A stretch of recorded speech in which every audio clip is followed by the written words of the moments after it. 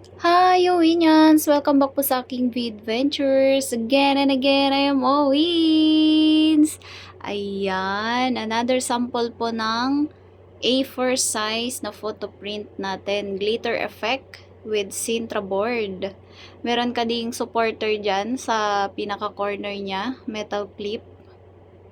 Kung ayaw nyong maghanap ng mga frames, pwede po ito. Lalagyan ko po siya ng adhesive dito sa likod para yun po yung ipandidikit nyo sa wall nyo. Kung gusto nyo lang naman.